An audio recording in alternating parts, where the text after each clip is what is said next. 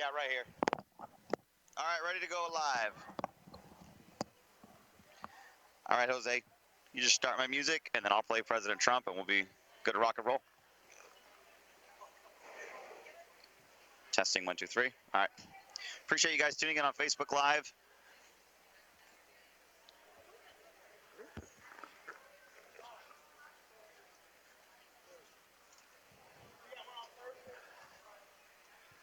You there, Jose? Sweet.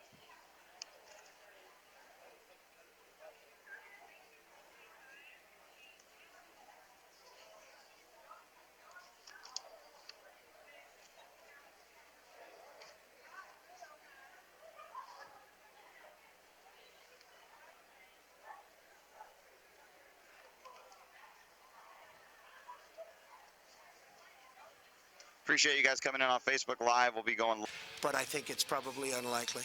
Okay? Mr. President, on Syria, on withdrawing forces Yeah. in Syria, why are you siding with an authoritarian leader and not our Kurdish allies? Well, I'm not siding with anybody.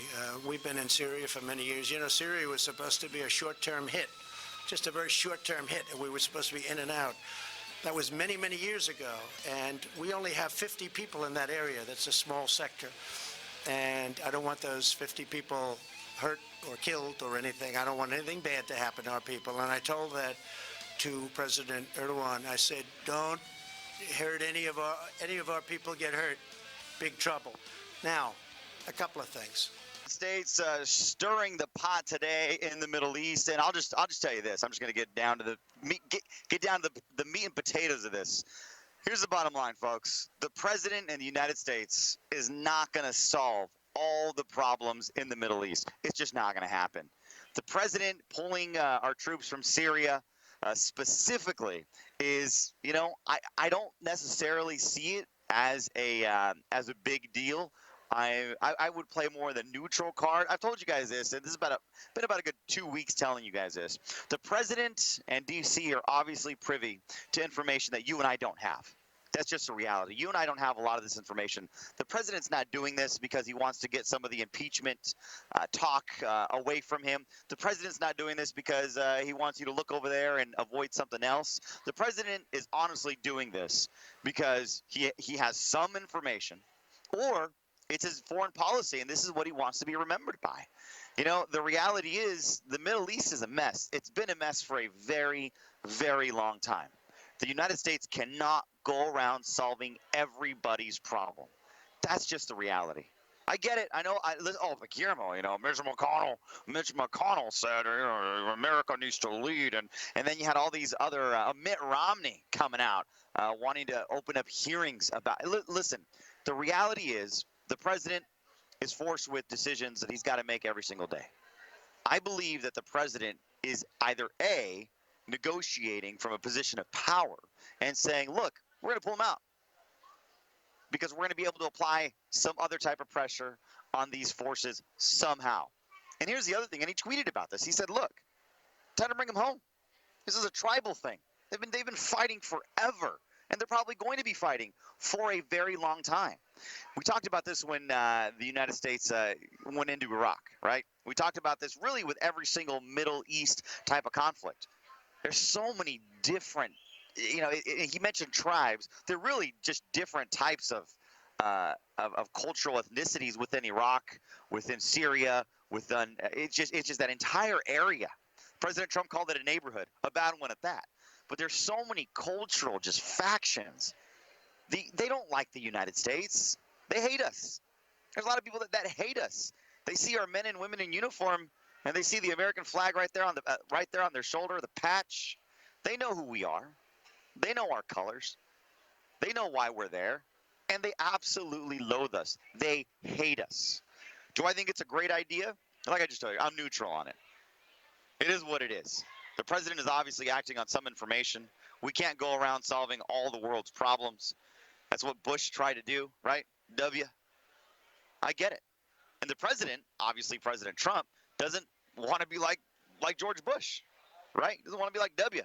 He wants to be able to say, look, my foreign policy is if it doesn't benefit America, we're getting out. He tweeted today, hey, listen, if we can't win it, we're getting out. If it doesn't serve our interests, we're getting out. And think about this, folks.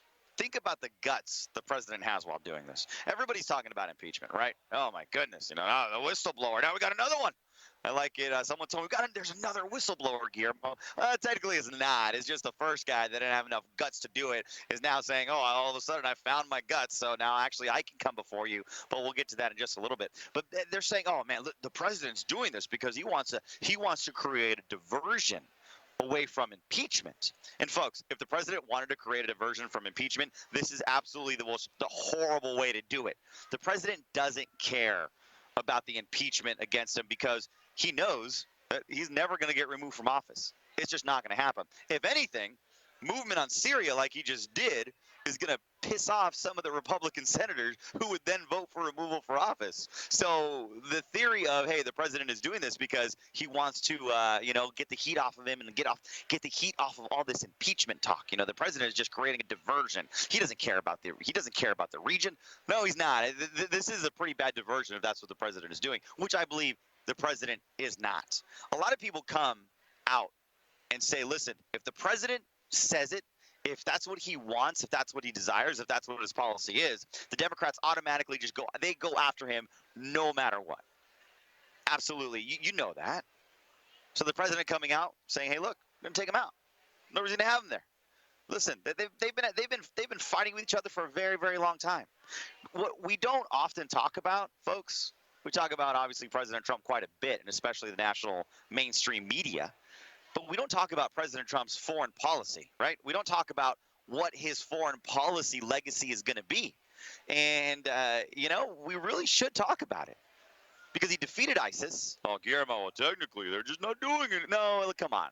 And he said today, hey, listen, ISIS, you guys want to become active again, don't worry, we'll take care of you guys. The president's foreign policy has been we really haven't engaged in any new conflicts. He hasn't committed more soldiers into areas that haven't already been committed. The president is pretty much staying on par with what he promised the American people. And the president has this type of mentality. He's a businessman. I want you know that. The president is a businessman. He makes decisions based on as if he was running a business. And he obviously has some kind of information, some kind of intel on Syria that's saying, look, this is not producing any more, this is not producing any fruit. Having our troops there is not beneficial to us. I don't know what the president knows. I don't know what he doesn't know. I don't know why the Republicans in the Senate are coming out saying, oh, those are horrible. Mitch McConnell is my Mitch McConnell impression. We're there to lead American leadership from leading from the. Listen, we elected the president to make decisions. Now, if you guys want to go ahead and override it, yeah, you can. That's your power, right? That's why we're a republic. That's why we have our branches of government. If you don't agree with the guy, then do something about it. But the president is doing what he feels is best. He's not doing it because he's just out of spite. He's not doing it because he's, reckless and had nothing else to do today. He's honestly doing it because he realizes, hey, this bears no fruit for the American people. And I like the way that the president was tweeting out today. And if you haven't read any of the president's tweets today, they're pretty epic. This is what he said earlier on. We will only fight where it is to our benefit and only fight to win. Yeah, that makes a lot of sense, right? Why are we going to go and stick our nose where it doesn't belong? And they hate us. I would add a caveat to that because there are countries that want us. There are countries that need us. There are countries that appreciate us. Nobody in that region appreciates us. Come on. Oh, maybe the Kurds. All right, fine. But they don't appreciate us. They don't like us. We're not favored there. I get why the president's saying, hey, listen, I'm not going to do it. I'm not going to be there. This is what he also says. We are 7,000 miles away and will crush ISIS again if they come anywhere near us. Yeah, and I believe it. The president's not messing around. But an interesting article here that was the Wall Street Journal here. I believe this is the Wall Street Journal. Obama was faced with a similar situation. And I'm not saying, hey, look at the president, President Trump is just like President Obama, because he's not. But to tell you how complex this is, to tell you what a difficult decision any decision is in the Middle East, this article kind of hit it on the end. At the end of the article, the rest of it was bashing the president for his decision and hopefully hoping that he overrides it. But this is what this author went on to say in the Wall Street Journal. Mr. Trump's Syria decision may also prove to be a mistake, but it should give the establishment pause that two presidents, Obama and Trump, reached similar conclusions about the political risks in the Middle East. The U.S. may be the most powerful actor in the region. We are. But it can't resolve the economic and social conflicts that destabilize the Middle East. And folks, we have to come to the realization, and the president gets it, we have to come to the realization that in parts of the world, well, A, they hate us, so if we show up, they really don't care what comes out of our mouth. Well, they better, though, because we're the United States. But they're not going to change their ways. They're not going to somehow do what we tell them to do. That is reality. This is what's going on in the world. They don't like us. We can't show up and solve everyone's problems. If that was the case, man, there'd be world peace, right? Because the U.S. shows up, we're like King Solomon. We cut the baby in half, boom, bada bing, bada boom. That's not the way it works. Some countries we can go in there and we can solve some issues, but in the Middle East, it's not going to happen. That is reality. The U.S. may be the most powerful actor in the region, but it can't resolve the economic and social conflicts that destabilize the Middle East. As long as this is the case, those who want presidents to commit to long-term military engagements, however limited and however advantageous, must expect a skeptical hearing in the Oval Office. I hope this is the right decision. I don't know a lot of this information. Everybody on CNN, MSNBC, and all the liberal magazines and newspapers, they don't know the info or the intel that the president has. But it was also really nice and comforting for the president to say, hey, Turkey, listen, you mess up, I'm going to go after your economy. Let's just be real here. Don't do anything stupid because we still hold some cards. And that's the way the president is negotiating now. And you got to appreciate that, and only President Trump could do something like President Obama couldn't do that. He doesn't have the business chops, right? He doesn't have the business chops, and he wasn't a cutthroat like President Trump is. Obama went in there and wanted to apologize for having a red, white, and blue flag. Come on. Obama just went around and said, no, let's all hold hands together. Let's hug it out. We're great. We can all be great together. Let's give the world hope, blah, blah, blah. Called ISIS the JV team. We found out how that turned out. But the president, and only he can, is saying, hey, look, I got another weapon in my arsenal for the battlefield. And it doesn't involve American boots on the ground. It doesn't involve military force. It involves my negotiating business acumen. That's right. I can tell a country, hey, you keep that up, I'm going to hurt your economy. And isn't that what we've always wanted? We've always wanted to influence other countries without ever actually engaging or being in that country. That's the power that we have. That's the power of the United States. Trade talks with China is actually giving us an advantage with China in the region. They're pulling out. So before everybody does what they do in the media, and before you do it as well, and especially some rhinos like Mitt Romney, Mitch McConnell. Well, Mitch McConnell's not a rhino. Mitt Romney is the only rhino that I've heard that's coming out. Besides the normal flock in the Senate. But before you're quick to judge the president, step back. The president is privy to a lot more information than you and I are, and I happen to trust his decision. If it turns out wrong, well, he made the call, right? He was a lone star making this call.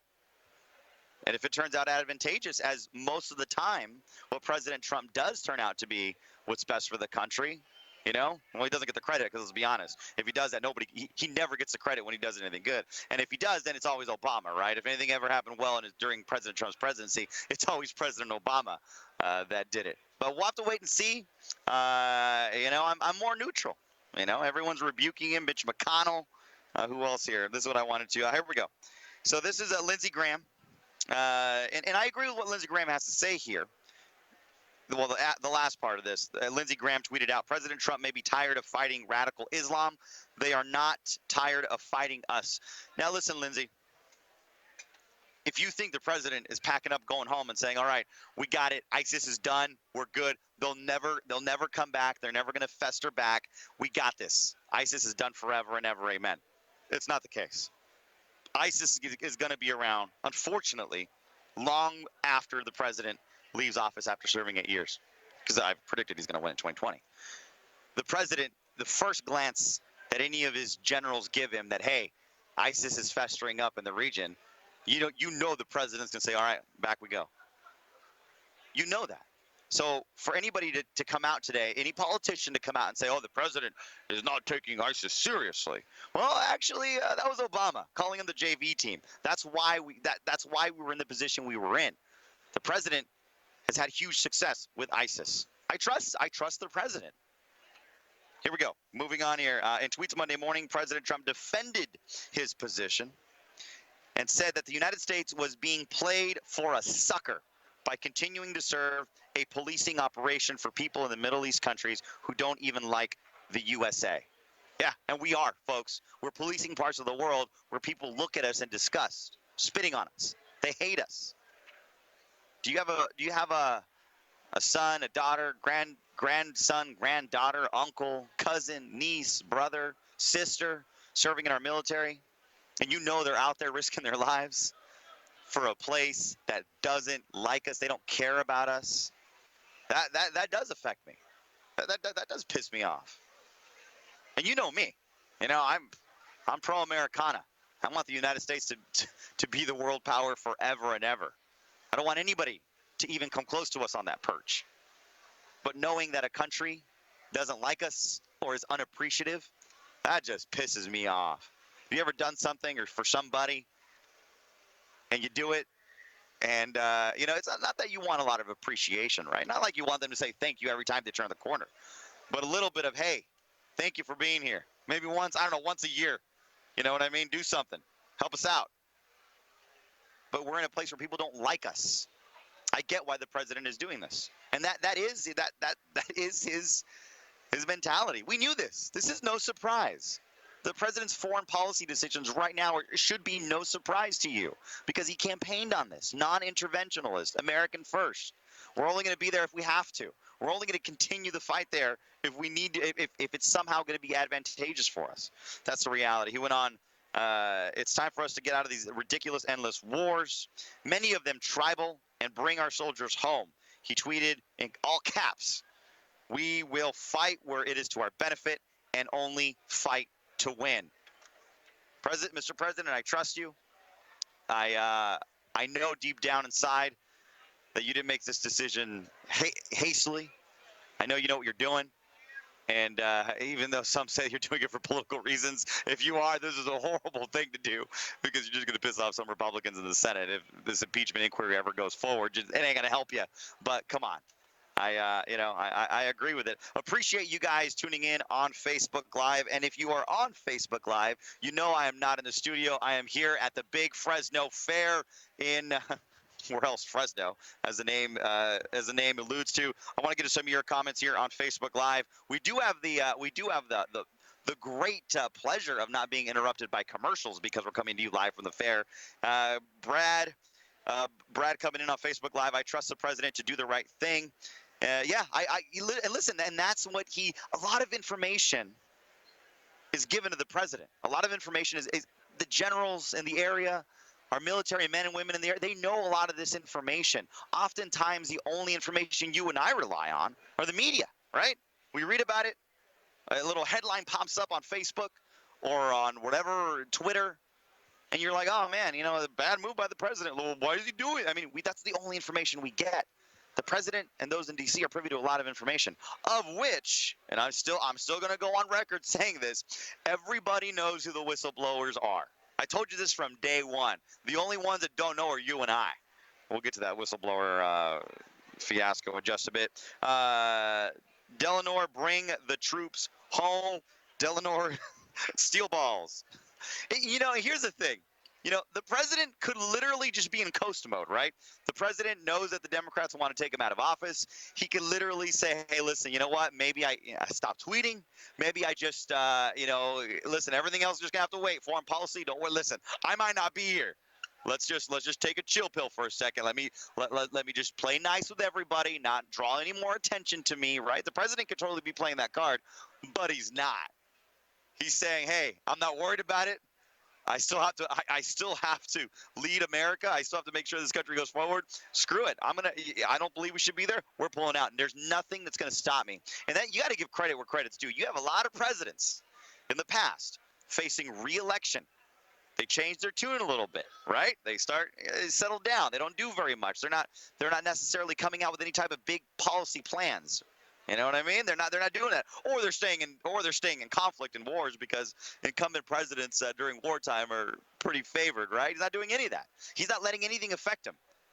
And if you think about it, this poor guy, not poor literally, but ever since he took office, man, he has just been bashed from the left. Stormy Daniels, Russia, Robert Mueller, it's just been nonstop. And the president keeps trucking along. He's not stopping. All right, Binky coming out. To judge from the history of mankind, we shall be compelled to conclude that the fiery and destructive passions of war reign in the human breast with much more powerful sway than the mild and beneficent. I'm sorry, I can't talk here. Beneficent sentiments of peace, that to model our political systems upon speculations of lasting tranquility is to calculate on the weaker springs of the human character. Alexander Hamilton, Federalist number 34. Binky, I appreciate you typing that out. And the president's first inclination isn't going into war. You know that. We saw that. How many times have I not said, hey, Mr. President, I know what you're doing. I trust you, but this whole Iran thing, they're pissing me off. Stretch some of that muscle. I obviously don't have any. I haven't been to the gym in a while, but I'm still paying $19.99 a month. But who's counting, right? Let's go ahead and let Iran know who's boss. Let's let them know who's really running things. I've said it. For all of the complaining and the moaning that the Democrats did in trying to stop President Trump, remember, we were going to be in World War III. I thought the nuke button was going to get worn out because the president was going to push it so much, right? Remember? Oh, man, there's a guy that follows him with a briefcase, and the president's just going to be nuking it's going to be World War III. He's just horrible. He's unstable. He doesn't have a stable mind. This guy's going to go killing everybody. We're just going to be in endless conflict. You would have thought that by now, everything would be on fire. Our power grid would be knocked out. We would be in hell on earth, right? That's the way the Democrats have portrayed it. But the president, and I think the president's foreign policy legacy, if it continues through this for his whole 8 years, is going to be, hey, I'm building up the military. I'm not getting into unnecessary conflicts. If I can handle it quick in and out, we're going to do it. And that's the way it should be. And that even with Republican presidents in the past, the more recent one, that necessarily wasn't the case. So you got to give the president his due. You got to give him credit on the foreign policy stage. He has been what we have needed for a very, very long time. He knows the power of the United States. He knows the power we yield. And he truly is giving credence to, hey, listen, when we talk, people listen. Everybody has a problem with his Twitter feed, right? But hey, listen, when he tweets, hey, he knows world leaders are watching, they're reading, and they're listening. And you got to give him credit for that. See, coming out here on Facebook Live. Here we go. Amit, my good friend Amit. Syria is dangerous. North Korea is dangerous. Friendly to Russia and China. Yeah, listen, we know Syria is dangerous. We know there's a problem there. But we haven't been able to solve it in the past. And there's nothing we're going to do that's going to solve this. It's such a complex region. They don't like us there. And the president is obviously not going to get us out, and then the whole thing go to pot and us just stay out. If things get worse, I have no doubt in my mind that the president will recommit. Now, Amit mentioned North Korea. North Korea is dangerous, but I think the president has committed to attempting to solve the problems in North Korea. We see that. We get that. And you got to give the president credit. Friendly to Russia and China. I wouldn't necessarily call friendly. I guess some of the statements that he has said over the past couple of days towards China, I could see that. But the president is showing a different type of foreign leadership. Normally with these bad actors, we just shut them up, we shut them out. The president actually engaging them in some type of communication hasn't been a bad thing. Remember when Obama was running? Remember that against John McCain in the very beginning? He went out, oh, what I'm going to do, I'm going to sit down and we're going to have hope. And I'm going to sit down and talk to these world leaders, and we're going to try to see if we can open the channels of communication, right? That's what President Trump is doing, essentially. He's talking to Kim Jong-un, right? He's talking to Putin. And I do believe that having an open line of communication sometimes can solve a lot of issues. I don't know if you guys ever saw the, gosh, I forgot what it was, the McNamara, I think the Fog of War. Talking about, just talking about, hey, sometimes you don't you don't know what the enemy is thinking. And sometimes the United States is quick to act without ever even just talking and figuring things out. And hey, the president wants to talk to North Korea. I think he should. So be it. Going on here on Facebook Live, we shouldn't be taking in anyone all that hates us and our country. They're called invaders. Trump is guided by our Lord. He will not fail. And I'm a Christian. You know that. I've been pretty adamant. I'm Seventh-day Adventist. I believe that God places leaders. I do. And what Michigan Mike here says, there's, he is led by God. And I have no doubt in my mind that as long as the president continues to pray and continues to have God-fearing people around him, he's going to make the right decisions. And sometimes, as you know in life, as I know in life, sometimes there are no right decisions. There's just a best decision. Not every scenario provides you with good options, right? But too often times, it doesn't matter what the president decides. You're damned if he's damned if he does it. He's damned if he doesn't. Nothing the president does or says is ever right for some people. And I just ask that, you do some research. Don't just read liberal magazines or liberal newspapers, liberal websites. Don't just listen to conservative, don't just listen to conservative channels or conservative media. Do your research. We're here at the big Fresno Fair, right? 600,000 people come through these gates. I cannot tell you how many conversations I've had with people. And I'll be honest with you. I was a little, I was a little hesitant because California is so blue. And I was thinking that everybody that's going to come to our booth is probably going to say, hey, I hate your president and I hate you and you're racist. Well, that has happened. I'm not going to say it hasn't. We've had some dirty looks. We've had some you're crazy, you're stupid. But for the most part, people that come to our booth are saying, hey, I support the president. I get what he's doing. He's got my vote. We have a straw poll right now. We have a straw poll going on. And needless to say, the winner of the straw poll is President Trump by far. The reality is the American people want solutions. They don't want bickering. They don't want all this fighting. And they want to know, what are you going to do for me? What are you going to do for my neighbor? And when President Trump's Twitter started to become in question, I told everybody, at the end of the day, no one cares what the president has to tweet. If our economy is doing good, if you have money in your pocket, the world looks pretty good from our perch, the president's going to get reelected. Does the president say some stuff? Oh, yeah, of course. You have even conservatives say, man, Guillermo, I wish he would just stop tweeting. He tweets so much. He's so mean. Why can't he just, hey, he is who he is. You have people in your life that you don't like everything that they stand for or everything who they are. But for the most part, we're getting a pretty darn good deal. I thought about that the other day. I said, man, I do disagree with the president on a lot of things.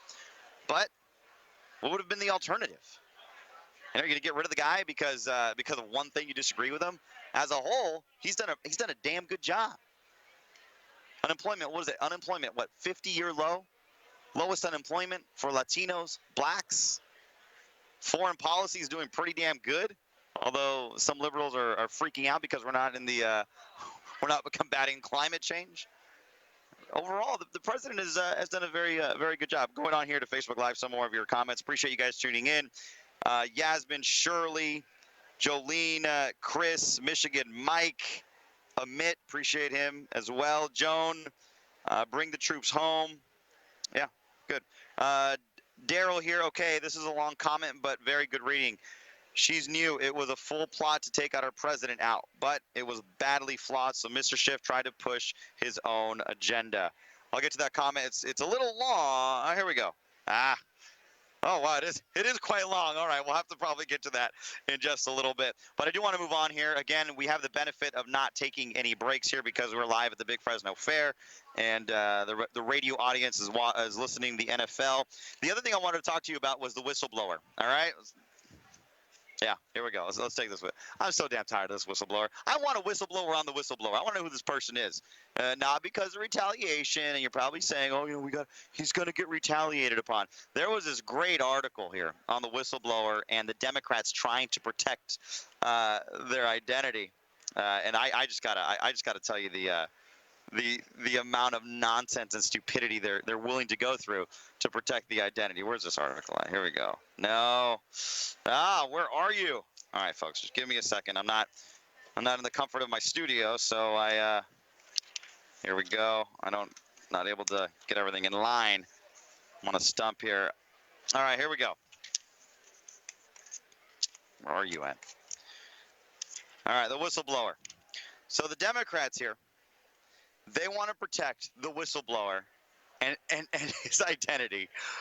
They've been talking about how they're going to do this. One of the options, all right, is away from the Capitol, off campus, where this person could be placed in a secure room, all right, provided by the executive branch, apparently.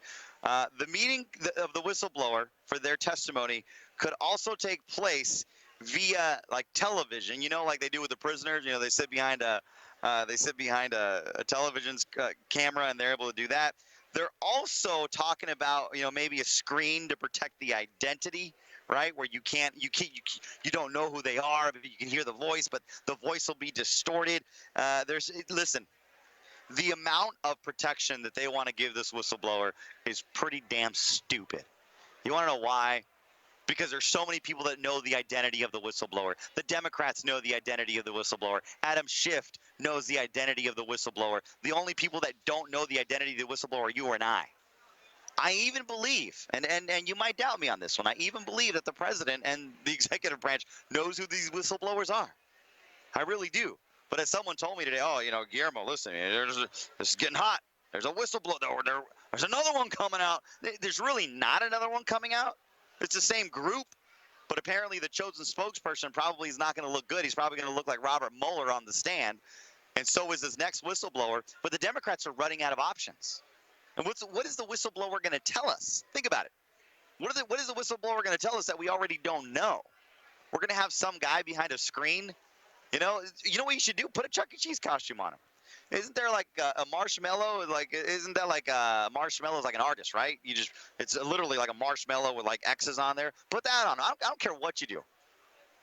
Put a T-Rex costume on. Little inflatable T-Rexes. I don't care what you do to hide it.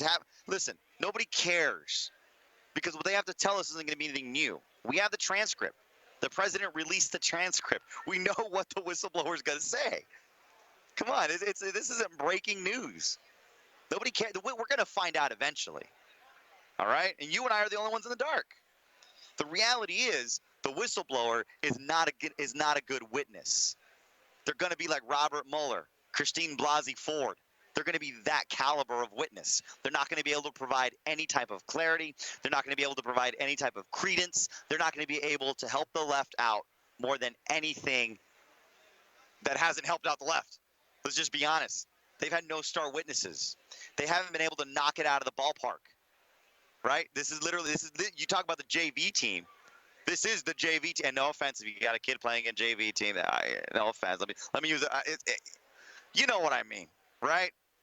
There's nobody they can have. Nobody that they've gotten to bat for them has been able to hit it. They haven't even been able to get on first base. Let's just be honest.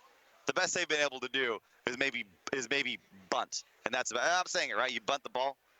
Yeah. You know what I mean? You just bunt it, right? Yeah. As you know, they got up on a talk station and not a sports station. But that's about it. No one has been able to produce. The reason why the first whistleblower, the one that actually has firsthand information and it's not hearsay, is willing to come to the stand, that's probably because they realize the main whistleblower ain't nothing. Literally, he's got nothing. But it's pretty funny how the Democrats are going to play this charade game and say, no, what we got to do is we got to distort the whistleblower, right? We're going to sound like this. I heard the president talking, you love it. That's how they're going to distort the whistleblower so we don't know who they are. That's what they're going to do. Come on. Nobody cares. What are we going to do to the whistleblower? And honestly, they act like somehow, huh? You want to get on? All right, John Machiko, he's in studio. Well, he's in our makeshift studio. He's going to come on. All right, here we go. Let's. Oh yeah. All right, John. I think we're on. Yeah. So this is the thing. What is a whistleblower for? To tell us what we already know. We are all firsthand knowledge people now. Yeah. There's no reason for a second, a third, a fourth whistleblower. It doesn't matter. It doesn't. It really doesn't. Because we already saw the transcripts. When he released the transcripts, we all had firsthand knowledge. So you could bring in a second, you could bring in a third. It doesn't matter. We are all firsthand knowledge people now. Listen. They believe what happened with Robert Mueller is going to happen here. Nobody cared about the Robert Mueller report, right? No, we still don't. Yeah, exactly. But it was a bunch of pieces of paper, right? Right. The only reason why they wanted Robert Mueller to get on that camera is to basically pitch it to the American people. Like, look, it's a storybook come to life. And he laid an egg. And that's what this whistleblower is going to do. There's just no need for a whistleblower anymore because we have the transcripts. We have firsthand knowledge. What they're doing it makes no sense. And it's stupid too. You know their argument of, and we got John Machiko in studio with me. I don't know if you can come over here, John. John Machiko here. And you know the other thing is they don't want to give away the whistleblower's identity. What do they think? Conservatives are going to somehow like hack the guy? Like he's going to show up dead like Jeffrey Epstein? Honestly, because we do that, right? We're the ones that go around killing people. Come on, we don't care who the whistleblower is. They're not going to face any type of violence by the left, by the right. Leave it there. No, go ahead. Yeah, I mean, you on board with me? Like everybody wants to protect this guy or gal, you know, or whatever they. But the thing is, he's not relevant anymore. Maybe she or she, maybe. Whoever. You know what it is. they should do is get a female whistleblower because then. You know, oh, hey, she's female. You know, and I'm not saying that to be sexist. I'm just saying that, female whistleblower could be seen a lot more positively than a male whistleblower. And there were some people that said early on that they thought it was a female whistleblower. But whoever it is, they're still irrelevant. That's the point, because we now have that's the one good thing that did come out of the transcripts, or him giving us the transcripts, was that it doesn't. There's nothing to blow the whistle on. But now there might have been another call. There might have been another call. No. So this is the line that a lot of people think they're going to play, is that, yeah, but we have 8 minutes of transcripts and it was a 30-minute conversation. And they think that that's going to sway the American people. But if you think about it, we're talking to a foreign leader who probably has a translator, not for himself because he speaks English very well, but for all the people that are on the line on his end. So it's an 8-minute conversation if it's you and I talking, but when you have other people, people involved, and you have to have a translator that has to translate things in Ukrainian, and then they're speaking in Ukrainian, and the guy has to take the time to translate things in English. It's a very slow, methodical conversation, not including the pauses that go on. So there's nothing that this whistleblower can tell us that's going to make us go, "Ooh, we know it already." Yeah. It's a complete.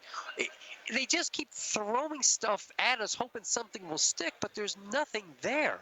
And I don't know why the Democrats keep doing this. If they were smart, and this is how you know the Democrats have a whole bunch of nothing, when it takes them more than 2 to 3 weeks to explain it to you, because that means they don't have the right facts. If they had the smoking gun, right? I mean, if they had the president like, hey. Huge. You're gonna be a millionaire. Huge. You can have Trump Tower, investigate Biden, and okay, Mr. President, I investigate Biden for you, right? The Ukrainian president. Right. I mean, true quid pro quo. The president would be on Marine One, heading back to New York. And the thing with that is, when you look at the transcript, he wasn't asking initially like, "Do me a favor, go find out about Joe Biden." He says, he wants to know about CrowdStrike. Yeah. CrowdStrike at the end of the day is the key. That server. So for those that are not familiar with what you've heard the word CrowdStrike, what CrowdStrike is when that DNC server got hijacked, we'll call it. Normal procedure would be call the FBI. Call the FBI to find out what happened. They never called the FBI. They called a private investigator That was named CrowdStrike. The question becomes, why did you not call the FBI? Is it because you didn't want the FBI knowing what was on the server? That's what makes the whole thing fishy. So that's why President Trump is like, if that server's in Ukraine, we want to get to the bottom of that server because that's the job of the president and Barr and everybody else. Oh, but he just wants that because of 2016. No, No. people fail to realize, listen, that server is pretty important. The server's important, and then the other thing is that it doesn't matter that Biden is a political candidate. He's an American citizen first. And if an American citizen is creating some kind of havoc in another country that's criminal, that needs to be investigated. He cannot hide behind the shield of saying, I am running for president. I don't care. You're still an American citizen. We have you on tape. Stop it. You're embarrassing yourself. For a guy running for president that doesn't even understand that he should be running for president. Yeah. And there's the thing that they're going to keep throwing this diversion at you like, we have another whistleblower. It doesn't matter. It just doesn't matter. We saw the transcripts. The only good thing that came out of him giving the transcripts is that we all became people with firsthand knowledge now. Amen. So that's all. I just thought I'd jump in and say that. I like it. John Machico, you can hear him from 4 to 5 weekdays. His show is on Facebook Live. He does a fantastic job. And you've been on this Ukrainian thing forever. And I was like, John, nobody cares about it. John, nobody cares about it. I remember when Biden first came in, you said, Guillermo, Ukraine is going to take Biden out. And I told you, it ain't going to happen. And you know what? I'm still telling you. It ain't going to happen. It's going to happen. John, nobody cares about it. He doesn't have the stamina to go through with this. It's wearing on him. Nobody cares about it, John. But he does. Who? Biden. He's going to listen. I don't think the Democrat. Listen, this really is. It's not your decision or my decision. It's the Democrats because the Democrats they're going to choose him as their candidate. Purely political. The Democrats are so in bed with Biden already and protecting him and his son Hunter. They will literally make him the nominee in spite of everything. I think he's the nominee. He's going to be the nominee. If the closer you get into this story, and a lot's going to depend on what Barr and Horowitz and Durham say. But it's going to take too long. It's not going to take that. It's coming out soon. It's coming out soon. And this is the thing. If it starts turning where it looks like now Obama has to be investigated, which is a real possibility, people, I can see the conversation going, Joe, get out. But I think it just takes time. It takes time off the clock. I don't think it's going to happen. Here's another reason why. You could see this, right? Let's just say Barr does investigate. We do this full scale investigation. We have the smoking gun, right? Like we got the audio. We got Biden on. We got them all red-handed, right? That's going to start going into next year when the primaries are in full force, okay? If that drops, you and I both know the narrative from the left is going to be the president is doing this because he can't beat Joe Biden and he's got to take him out. This is going after a political opponent, and I think that's where it dies. I don't think that's their narrative, but that's not our narrative. It's not, but that's gonna write it, and that's why I don't think Joe Biden is gonna be the candidate. I don't think he can last this. And remember, the China story hasn't even gained traction yet. 1.5 billion? Yeah. How does he go to China and 10 days later Hunter Biden has a contract for $1 billion that turned into $1.5 billion 10 days later? Well, Joe said they don't talk about, So when he got back on the plane, they didn't talk about it. Let's say it's really close between Warren, Biden, and Sanders. Let's just whatever names. And it's still up in the air who's going to be the Democratic nominee. Do you think that nobody's ever going to mention that? They're going to. Well, we got a debate next week, right? Jairus knows more about it. I think the 14th and 15th. Jairus, when is the Democratic debate? 15th. The 15th, so next week. Okay. So I think that next week will be very telling, but I guarantee you, the narrative that Tuesday. The narrative that the DNC is going to make all those candidates go by, all 12 candidates, because there's 12, right? Not 10. I think I read that there was 12. Yeah, because Tulsi and I think somebody else got in. Bless her heart and her white. Listen, we've had her up on the screen here at our booth because we're playing some of the old coverages for the people here at the Big Fresno Fair. Everybody stops like, who is that? Right. Don't worry about it. No, when they all get on stage, Tulsi's not going to do it because I said a long time ago there's a backroom deal being made between Biden and Tulsi. I'll tell you what, when it's down to 2 or 3, and if Tulsi's there, Tulsi's doing it. You know who will go after Biden? Well, Bernie will. Nah. He's already gone after him once in the last debate. I think Kamala. She won't even be there. Kamala's gonna look. She's gonna want another Biden moment. This is gonna be it. Now here's how I will know that the DNC is writing the narrative. If Kamala Harris doesn't go after Joe Biden on this, that's because all of them have been informed. You shut up. You don't talk about Biden, because if you talk about Biden, you're going to help out the conservatives. You're going to help out Trump. So if anything, you talk about the phone call and you talk about him quid pro quo and trying to influence. That's what you do. And these are the dirty backroom deals where Kamala Harris ends up saying, all right, if I'm going to get a cabinet administration, if the Democrats win, maybe then I'll shut up, because she already knows she can't win presidency. And that's what's going to happen. That's a good point. That's what's going to happen. Those backroom deals are already done. But if they don't, do you think that the Donald is not going to do it? Donald Trump is going to crush him on this. Crush him. And he will have no defense. He will bring it to such light because he has to. It's his job. And I don't know. But by then, he's already the candidate.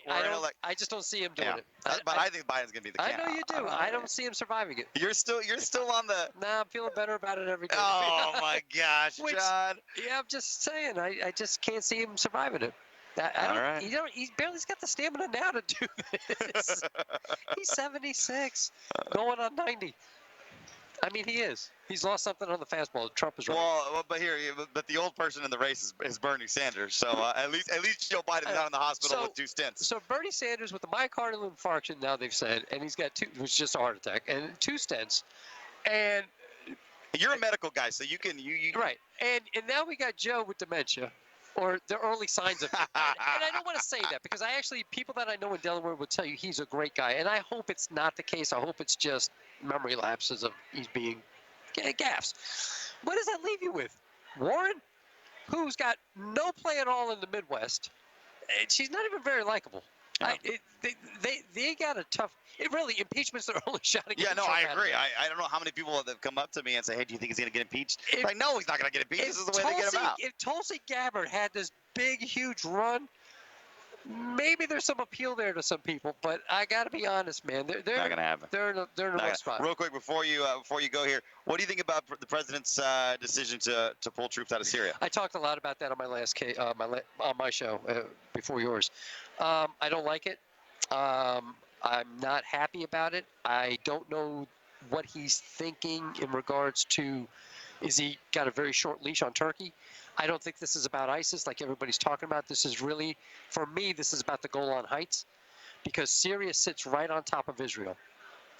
And Turkey, Iran, and Russia, for the last year and a half, 2 years, you always see them shaking hands and being friendly with each other, and all 3 of them have a military presence in Syria very near that border.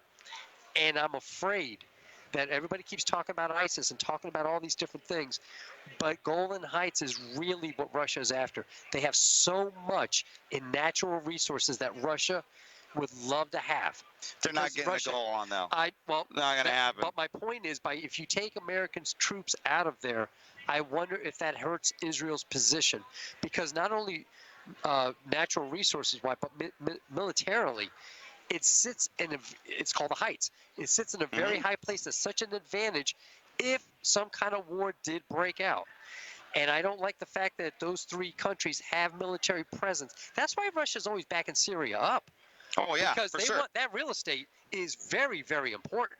It's, man, that's the part that I'm very uneasy. I know what Trump's doing. Yeah. He wants to say, we're pulling out France, Germany, the rest of you guys. It's time for you to get some troops in there.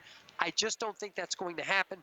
I just hope that if this is the play, he has a very short leash on Turkey, because Erdogan is not a good guy. Well, see, here's my play on this. The president. There's a lot of intel that you and I aren't privy to. But he's also a business guy. He's looking at this as a business decision. I understand. We're not going to solve the problems there, man. You and I both know the problems were there before he got there. The problems will probably still be there. His foreign policy. I got to give him credit. He hasn't engaged. He's been good with foreign policy. Yeah, he's been very good. And he's just saying, hey, look, we're out, man. This is done. And I think he can make decisions that impact Turkey and everybody in that region without having a boot on the ground. He could say, hey, Turkey, you better stop it, because I can crush you economically. If he can, fine. But the challenge here, is, I think he really wants to get those other EU countries involved. If they're not there, what happened to the Kurds? Because the Kurds need to know that they can rely on somebody that they're going to war with. And if they feel like they can't rely on us, then there's no presence there. And that's a problem. There's a lot of problems with this, potential problems with this. Now, he is very good on foreign policy, and I'm sure he has a backup plan, and I'm sure he has a short leash on Erdogan. But the important part is it's not, everybody thinks that we're at war. There's skirmishes that break out, but sometimes it's more important to have military presence there to continue peace. It's all in how you frame this and how you look at this. And framing it as we're there to have continued peace versus we're there in a war, that's different. And that is what happens by having 1,000 to 2,000 U.S. military people there is we continue a peace. When we hear about the skirmishes, every now and then there's an American soldier that dies. And obviously that is a horrible thing to happen. But the peace is, you're trying to continue peace. That's what you're there for. And you have ears and feet on the ground, and you're just much more stable when you have that. Yeah. I believe the president knows something. The president just went down. Our Trump cutout here. The president is privy to a lot of information. Yes. I don't think he would intentionally do this that would harm the United No, States. I don't think so I think he knows something. Right. I think he's trying to accomplish something. And the president is always playing the long game. Yes. And there's something here that I don't believe we know. And you know what I said earlier. I would hate to be in a place where people just don't like us. They don't want us. They don't care for us. I think they do like us. Maybe. For the Kurds. Well, but that's who we're shoulder to shoulder with. Yeah, the I think Kurds they're do. very thankful that we're there. Yeah. And it's not like I don't know the backroom deal that was made with Turkey. Maybe he's saying, listen, if you're going to do the right thing, then maybe we can have some economic, stuff going on. Look, he is very good foreign policy-wise. I'm not privy to the information, but I just don't like how it feels. I don't like that it feels like we're abandoning the Kurds. I don't think the Kurds can do this on their own. They don't have the sophistication of military equipment that we have. I'm uneasy about it. That's what I'm saying. I'm uneasy about it. I really, really am. Well, who knows? He might change his mind. I don't think he should, but he might change his mind. Well, if he does, it's going to be for a reason. I mean, what's he doing? He's trying to keep his campaign promise. That is what he's doing. He's trying to keep his campaign promise, which makes sense. You said you're going to get him out. You got him out. But God forbid that Turkey acts up and know that they have Iran and Russia and they got Israel in a bad situation. That region is just, it doesn't take much for just craziness to happen. Coming in on Facebook Live, Tracy, John, I don't think the president would do it to hurt Israel. Do anything to hurt Israel. I am sure that Netanyahu and Trump. I was going to say, I'm sure this is. I'm sure that he talked to. And like I said, Tracy, I agree with you 100%. I know what you're saying. I don't think he would ever do that purposely. It just leaves me with a little bit of an uneasy feeling. That's all. And I pray I'm wrong. Because he's been very good for what he did today with Japan, getting that off the ground. Fantastic. The fact that our farmers now are not going to suffer the way they were suffering before. Nobody even that would be the top story today, that and the Syria thing, if it wasn't for the stupid impeachment stuff. Yeah. And I'm sure President Trump's upset about that you're taking away from my good stuff because you keep bringing up impeachment. That's true. I'll tell you what, can you hand me that stack of papers right there? I want to do the story with you. This is coming from the Washington, I think it was the Washington Post here. Can you see the story in this article here? No. The Washington Post here. Melania Trump seems unfazed by her husband's possible impeachment. Oh, my gosh. Melania's not worried. From the looks of First Lady Melania's Trump's unusually packed schedule, you'd never guess that a member of her immediate family, her husband, talking about, Washington Post, is facing an impeachment inquiry. Monday morning, she became the only First Lady ever to visit the headquarters of a Drug Enforcement Administration as part of Red Ribbon Week promoting a drug-free America. It sounds like she's getting a lot more comfortable with this job. Heaven forbid. Yeah, you know what? Do you remember a couple years ago when Gretchen, I don't remember her last name, she had a show on Fox, the 4 o'clock girl, she was an attorney. Gretchen. I can't remember her last name. I forgot her name. She kind of looked weird. A little bit. Not that I'm saying it. Yeah, I know what you mean. But but she was brilliant. Oh, she's smart. The girl was smart as a whip. And she had interviewed Melania Trump. And Melania Trump is no dummy. By any means. Not, no. You think, she's a model and she's lived you get the impression she's lived this lavish life. So what does she? She's smart. She has. She's smart as a whip. Yeah. What, 7 languages? Oh man, no, she's a beast. Yeah. I mean, she's smart as all get out. And You know what? I think she's just getting more comfortable in the role. And listen, Donald Trump's been through she's used to the chaos. This is organized chaos to her. This isn't like, oh my God, the world's coming apart. It's like, no, it's chaos, but it's organized, and I'm used to it now, and I got a handle on it. And that's that. Yeah, and these stories from the Washington Post, I mean, these are just kind of like, hey, this goes along with our narrative of, hey, how can she be focused when her husband's going to get impeached and she's not going to be the first lady anymore? What do you want her to do? Sit home and cry over something that's not going to happen? Listen, next to the New York Post, the New York Times, the Washington Post isn't exactly, they're not far behind. And it's one of those things where you're damned if you do, you're damned if you don't. If she would have not gone to this red ribbon thing, all of a sudden she cares more about her husband than keeping kids off drugs. She's doing a great job, man. She looks beautiful every time she goes out there. The crowds love her. She's fine. That's a nonsense story. Seriously, she's good, man. She's fantastic. I think she's a great first lady. She is. All right, John. Well, I appreciate it again. John Machiko, you can hear him 4 to 5. Thank you. Right here on this. On this you got talking about that subject, and I just had to come in. Man. Oh no, I appreciate you coming in. It's. I hope Tracy and everybody else is right, and I hope I'm wrong. I just have an uneasy feeling about it. And again, he knows more than I do.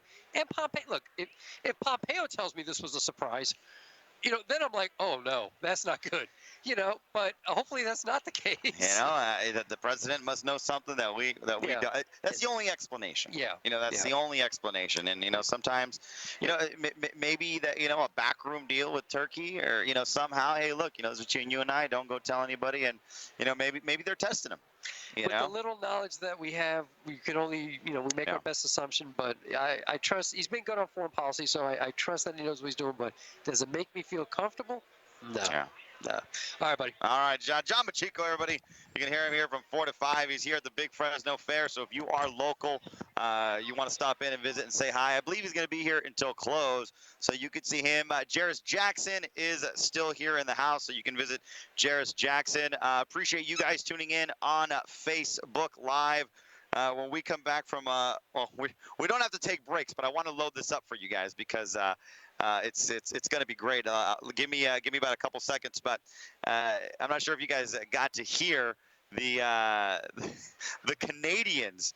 The Canadians were, obviously they're choosing their next leader, and I'm going to do this, and you guys are probably all going to see it, so probably not. I won't do it while you guys are all able to see how we make the magic happen here behind the scenes. But I don't know. Here's another thing, real quick, before I go to a self-imposed break. Will I get this up here? I'm not sure if you guys saw Hillary Clinton was on The View, and I know a lot of you hate. I know a lot of you hate it when I play The View, but I got to tell you, there's something about hearing those ladies that kind of like hearing Bernie Sanders that make you love conservatism more every single day when you hear the nonsense that they bring out. But two clips from The View that I want to talk about. The first one is Hillary Clinton going there with Chelsea Clinton for her book. What was it? What was it called? Gutsy Decisions. There you go. Gutsy Decisions. They asked her, hey, why didn't you divorce Bill Clinton after Monica Lewinsky? And that was a gutsy decision. And she goes off to list, what gutsy decisions are like, as if you and I have never had to make gutsy decisions. She goes on to say, it's kind of like raising a transgender kid. What are you going to do? So that was kind of funny. And then I'm not sure why this was on The View today, but apparently they have some kind of Christmas impeachment jingle. Like, why are we talking about Christmas? Why are the ladies from they're that dumb? They don't realize what month it is. Anyhow, I'll play for that for you when we come back too. We come back here from our self-imposed break while I load these up for you. Stay tuned. Much more to come. I'll go until 7 o'clock here live from the Big Fresno Fair. I'll be right back.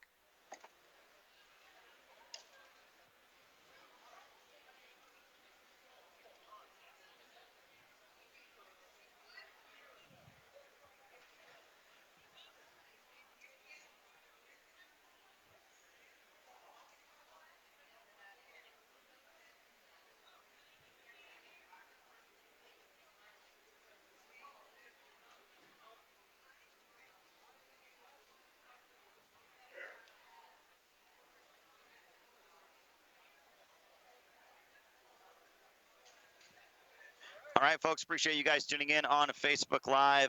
I want to get this. I want to get this next clip ready for you guys. It is the the Canadians are choosing their leader, and they are all going in on climate change. And let me pull this up for you guys here. You have Justin Trudeau and a lady that I'm going to deem as like the Canadian Hillary Clinton. She comes out here. Let me get this ready for you guys. 1 second. Mr. Harper, it needs to be said.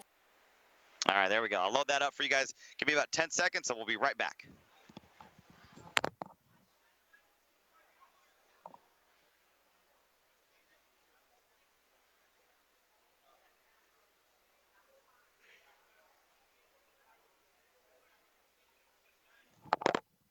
All right, folks. Excited to bring this clip for you. So these are the Canadians, and as I just said here, let me get you guys all. Let me get it all set up for you here. These are the Canadians, and they're choosing their leader. The Canadians are choosing their leader. I'm going to call this lady here the Canadian Hillary Clinton. Oh, you know what? I apologize. Let me try to remove my little box here. Again, we're live from the big Fresno fair here in Fresno, and we're not in the comfort of our studio, so it takes us a little bit of time. But here we go. Here are the Canadian party leaders debate, talking about climate change. And man, I'm glad Canada, I'm telling you, man, they got so much influence everywhere. Very clearly, and I'm so disappointed because I believed the Liberals in 2015 that they would go with science-based, evidence-based policies. But the target that Mr. Trudeau is saying he will hit by 2030 is a target for losing the fight against climate change because it ignores the science, it ignores the IPCC advice.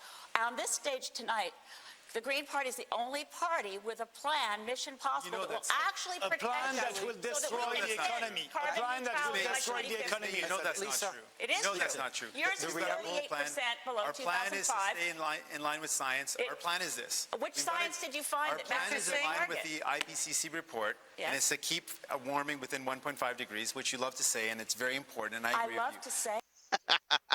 Listen, I love the Canadians here. I love how, I love how Trudeau's like, well, wait a minute, no. And this lady's like, you guys aren't doing enough. We need to do more on climate change. Listen, the climate change entire debate has just, it has infected the world.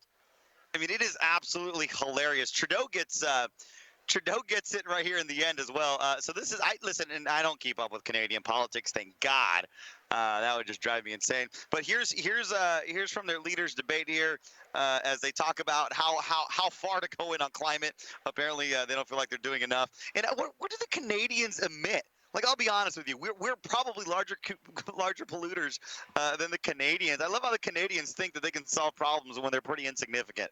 And if you're Canadian, sue me. I really don't care. Take you guys over. You do, which is very important, and it's a very important thing. Because it's about our children's survival, here's the which thing. I love to protect. Here we go. Hold those AOC. Crisis that we're in. It's going to require the courage to fight big polluters. It's going to take the courage to stand up to the massive lobbyists that Mr. Trudeau has caved into, and the reason why we continue to. I hate it. I hate it when they do that. This is going to take courage. This is going to take so much courage. I don't know how we're going to find the courage. We're all just scared to go against these corporations that pollute.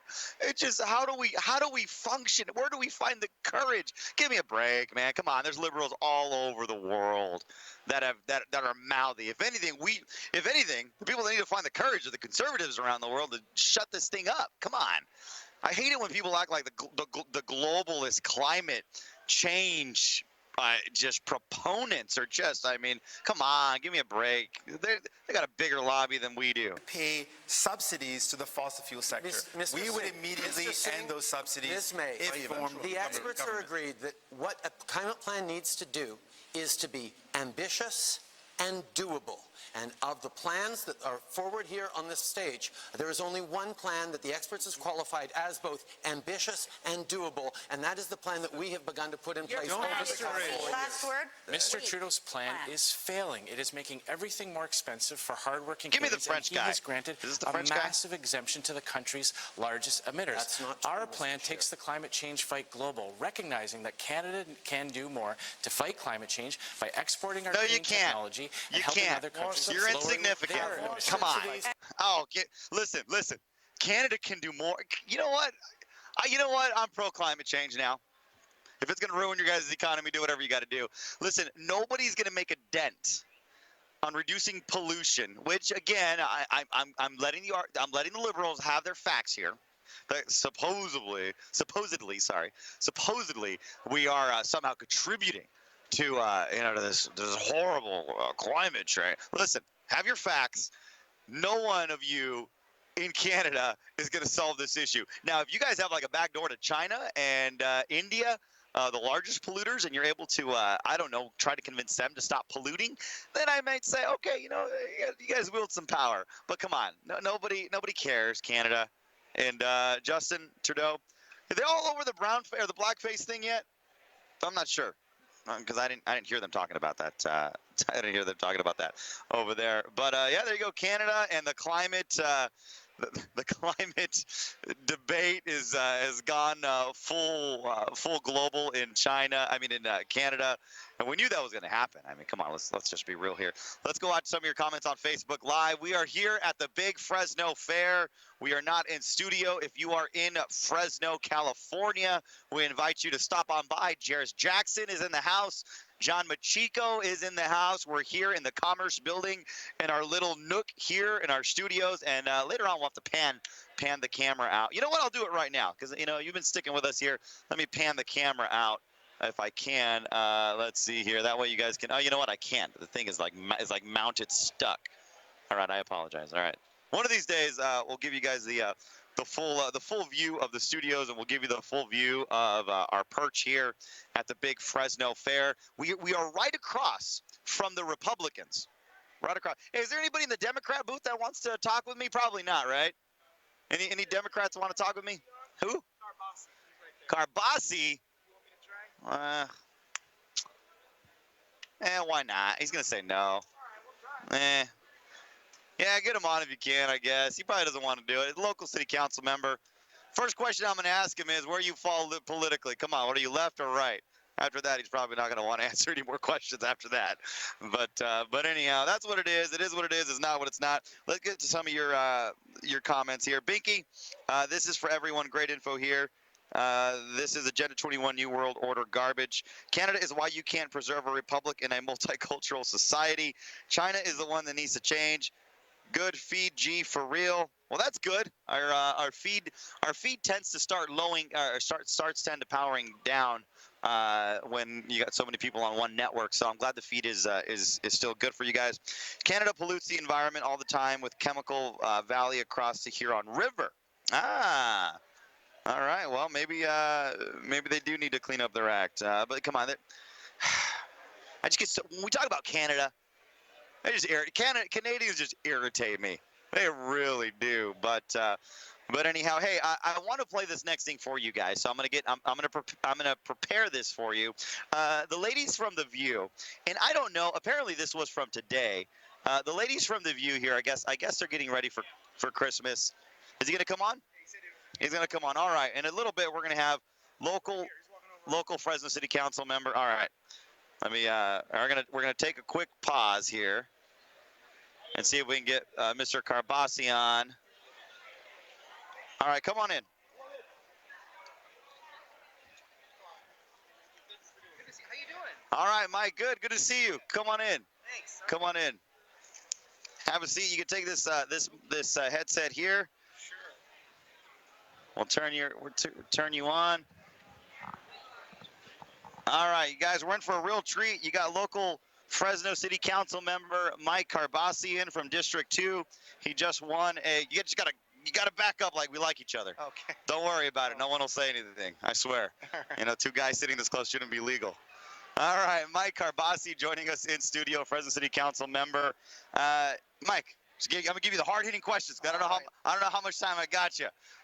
What are you, liberal or conservative? Because you've heard the rumors. I've read the Facebook posts. And oh yeah. Come on, let's just put it to rest. If it's on the internet, it's real. No, and it's true, right? If it's on the internet. I grew up in a small business. I've always made it clear I'm a John F. Kennedy Democrat. I'm a conservative Democrat, and I don't think there's any surprises there. Yeah. I grew up in a small business. I had to pay my way. It's difficult, but it's what you got to do. Yeah. So I'm pro public safety. My business, we've been hit twice in the last 8 years out of 40 years in business, and I was very grateful to law enforcement, to the DA's office for being able to bring us justice. And I think that, yes, there may be cases where there are some bad apples. It doesn't mean the whole bushel is bad. A super majority of our officers, and I've gone on 14 ride-alongs, my 15th coming up this weekend, to learn what they go through every day. And I'm very grateful to that. And I'm not going to follow some party line. I'm going to do what's right in my heart and my head, and that's what I'm about. Yeah. What do you listen? Obviously, Chief Dyer endorsed your campaign. He's running for mayor. Where do you stand on the mayoral campaign? Well, look, I made it clear really early on. I support Chief Dyer because I support what Jerry Dyer is trying to do for Fresno. 40 years of service to our community. Andrew Jans is a resident of my district, and he's a good person. He and his wife are wonderful people. But I think right now where the council is and where Fresno is, we need a certain kind of person, and Jerry Dyer is the right person at the right time. We need more police officers. I mean, that's just, it's like everyone's got an opinion. I'm gonna get it up to 7. So I'm gonna get it 8. I'm gonna get it 1,000. So, real talk. I mean, who wants to come to Fresno? I think a lot of people should want to come to Fresno. Oh, I do too, but I'm like, Okay, here's the deal. We are a safe community, but when you live in a state which has basically decriminalized so much, now we have a demand for service that's higher than ever before. Yeah. They get about 1,200 911 calls a day, every day, and we have 835 officers. That doesn't mean they're all working at the same time. It's a much smaller number than that. So my point is, the FBI said we need 2 officers per 1,000 residents. That's a fair number minimum. Which adds up to what? About Let me just get this closer to you, man. Yeah. There you go. About 1,030 officers. 1,030. So I made a pledge in the campaign. Actually, Jerry Dyer signed it, as well as Alan Autry. It's my Safer Fresno budget pledge. I will not vote for a budget that doesn't add more officers until we get to 1,000. It's going to take some time, but this last budget we passed, we didn't have any officers. In fact, Councilman Bredefeld wouldn't approve the budget because there were no officers, and we need more officers. So how do you do it? I got some ideas. Offer some vacation packages. You know what I mean? Offer like some kind of tax incentive to move to Fresno. I mean, well, listen, we're not the sexiest place in California. Well, we're the best place, but you're talking about for officers. Yeah. How do you lure them? The issue isn't trying to get them to come here. It's just we have a lot of applicants. It's just being able to fund the positions. That's the issue. It's a budget issue. So who doesn't want to give the money? It's not that no one wants to give the money, but when we talk about wanting to make Fresno business friendly, we need less people moving to Madera and Clovis because property tax is our greatest revenue. I don't want to raise taxes on anyone. What I want to do is encourage more commerce, create more jobs, and that in turn brings in more money to the city. We just don't have, we're $1 billion corporation basically, but we only have 40 million in our general fund. Half of that's already police only. Yeah. We need more money. Public safety tax? Is that something you or? There's 3 words there. Public safety is a great word. The last word's the problem. So. Hey, you're a John F. Kennedy conservative, so. I know, and he cut taxes. So here's the thing. That would have to be voter approved. I'm not saying I'm going to support it. I want to see what they're going to come up with, but we need more funding for public safety. Yeah. Yeah. Downtown's big in my heart. I live in downtown. I just, what do you, it's not in your district, but I mean, downtown is just, it's struggling. I mean, it's, we open up the street, what's going on behind the scenes? What can you give us insight? Since you ain't got a dog in the race, I guess, to say, what can you tell us about it? You're a businessman. Yeah, well, actually, my senior project at Fresno State was opening downtown to traffic, as opposed to just the walking mall. Because unfortunately, only 3% of the walking malls actually survived. 97% failed. And I don't think ours failed. It just evolves back into, we're town people like their cars. We're going to get to a different place at some point. We're just not there yet. I support revitalization in downtown, and I support growth in other parts of the city. It's not one or the other. You can have both. We're growing a lot in southeast Fresno in the Fancher Creek area. That's going to be a lot more income for the city, so we can provide services to our inner city as well. Yeah. So you can have both, but I think it's great. The Grizzlies playing a game, or the having our soccer team out there. It attracts people down there. Go to Art Hop. If that's not your thing, just go out there. All I do is run outside my door. The activity out there, my brother lives in downtown as well. The activity out there is just fantastic. So we need more of that. It really is. Last question here. The Fresno City Council is going to get highly political. You're kind of coming in at a right. It's you got some individuals that are pretty far left, and you got some individuals that are pretty far to the right. Right. How do you? And everybody wants to know. I remember everyone was talking about it. Hey, in the last vote, I forgot what it was, but even I said, I wonder how Kabasi's going to vote. Right. And then you voted. You abstained. What was it on? Oh yeah, it was DACA. DACA. How can I forget DACA? No, yeah. Well, let me explain what happened there. about 3 or 4 years ago, when Sal Quintero was in the council, Steve Brandon was in the council. Symbolic, but they support comprehensive immigration reform. And until then, they're going to support DACA. They're also going to support DAPA for the parents. And we've already taken that vote. And to bring it back again, when basically you have people coming to City Hall and they're afraid for their lives, these are kids that grew up in this country, why are we victimizing them all over again? We have absolutely no authority to make a decision here. We should not be voting on these national issues. I agree. And that's why I abstained, and I'm going to abstain from every national vote we get. We shouldn't be talking about this stuff. We should be focusing on potholes. We should be focusing on business. That's what I said. Street lights and potholes. There you go. You know, speaking of which, we're in Luis Chavez. Yep. You tell Luis Chavez, Guillermo said, I was walking to my car because I parked in the neighborhood. Right. I don't want to pay like $1 bajillion for parking. I was like, man, it is dark here. I want to get mugged. I'll tell you what, you're not going to get a more dedicated council member than Luis Chavez, other than me, of course. Yeah, there you go. He's a great guy, and we're just upgrading all the streetlights in Fresno to LED. Nice. So if there's a particular street, we'll get off air, we'll talk about it, and I'll make sure he knows about it. I have no idea what street it was. I live literally on Fulton Street, so I'm pretty well lit. Good. Yeah, I'm pretty well lit. Okay. Mr. Karbasi, man, congratulations on your victory, and it's an open door. Whenever you want to come on. You got it. Thank you so much. Mike Karbasi, Fresno City Council member for District 2. Appreciate his time. Appreciate him coming in. And we'll be right back here on the new Talk Radio 1680 Kged.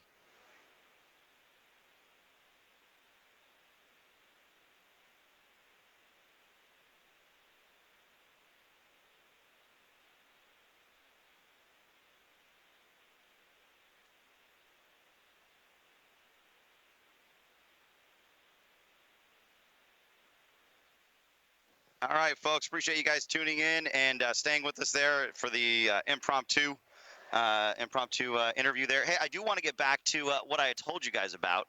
I wanted to get back to the ladies of The View, and let me see if I can pull this up here while I'm chatting with you guys. So the ladies of The View, I don't know if their calendar is, I don't know what kind of satanic calendar the ladies of The View operate off of, but there was this odd Christmas jingle. The View, Pitiful is the title of this. Pitiful. The View turns religious Christmas song into impeachment anthem. And what I'm about to show you, I'm sure is going to irritate you as much as it irritated me when I saw it. But I mean, what do you expect? These are the ladies from The View. All right, so let me cue it up. And I already know how it's going to be. Everybody in the comments are going to say, Guillermo, why are you playing that? That's so annoying to hear. But I'm going to play it for you anyways because I want you to be informed. So this is The View. It's dated today.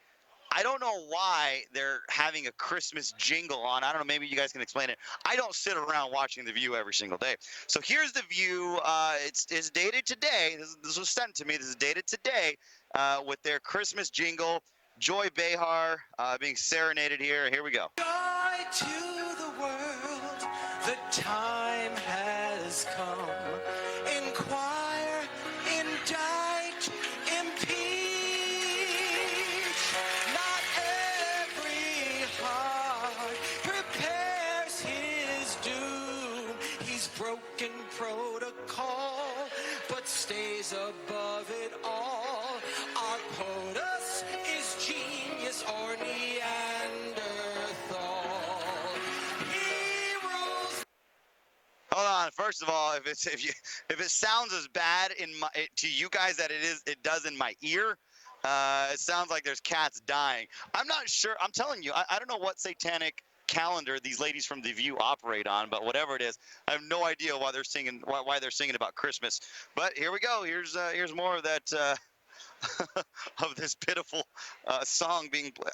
Was this from today? The world, or so says he. But there's a great divide. While Scaramucci's turning and little shit is spurting, his sycophants commence with Rudy on defense and pray. Oh my gosh, folks! This is what people watch during daytime. Like, what? Is there literally the soap opera is not good anymore? Because listen, maybe the American soap operas need to take a cue from the Mexican soap operas because those things are like, I mean, that's just must-watch TV. Is this what they got on daytime? Him with gold and myrrh and frankincense.